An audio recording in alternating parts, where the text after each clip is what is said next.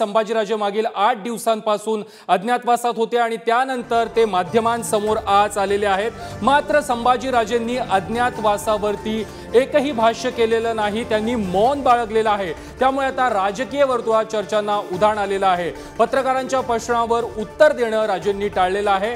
अज्ञातवासाच्या प्रश्नावर संभाजीराजेंनी उत्तर देणं टाळलेलं आहे। संभाजीराजे यांनी मौन बाळगलेलं आहे।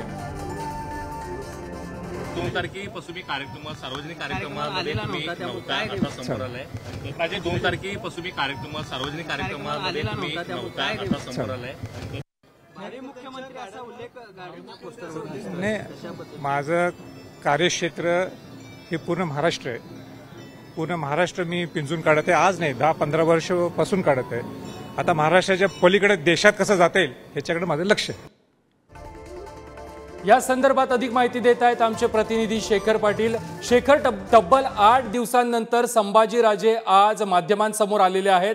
मात्र ते अज्ञातवासात का होते, ते नाराज आहेत का, या पत्रकारांच्या प्रश्नावर मात्र त्यांनी मौन बाळगलंय, काय त्याची माहिती आहे? प्रथमेश, अगदी बरोबर आहे। आज संभाजीराजे छत्रपती यांचा वाढदिवस आहे आणि याच वाढदिवसानिमित्त खरं तर ते 2 फेब्रुवारीपासून अज्ञातवासात होते, संपर्क क्षेत्राच्या बाहेर होते। मात्र आज माध्यमांसमोर येऊन ते या संदर्भातली प्रतिक्रिया देतील अशी शक्यता जी आहे ती वर्तवण्यात आली होती।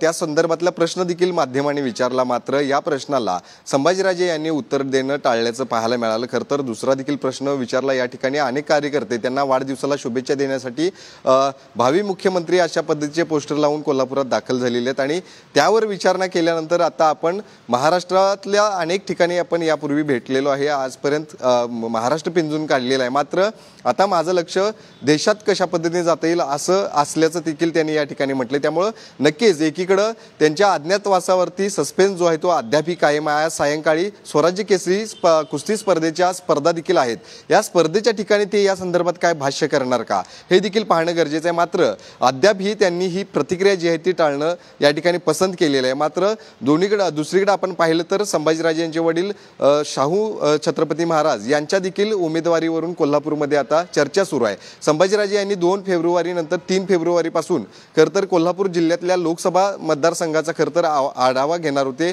दौरा करणार होते। मात्र अचानकच आपण हा संपूर्ण दौरा रद्द केल्याची माहिती त्यांनी सोशल मीडियाद्वारे दिली होती आणि त्यानंतर फोन स्विच ऑफ करून जवळपास 8 दिवस ते अज्ञातवासात होते, कोणाच्याही संपर्कात ते नव्हते। त्यामुळं या संपूर्ण चर्चांना आता उधाण आले। नेमकं या संभाजीराजेंच्या अज्ञातवासात जाण्याचं कारण काय असावं हे देखील आता अनेकांना पडलेला प्रश्न आहे। त्यामुळे नक्कीच आज सायंकाळच्या कुस्ती स्पर्धेवेळी या संदर्भात ते काय भाष्य करणार का हे देखील पाहणं गरजेचं आहे। प्रथमेश, नक्कीच शेखर, धन्यवाद तुम्ही दिलेल्या माहिती संदर्भात।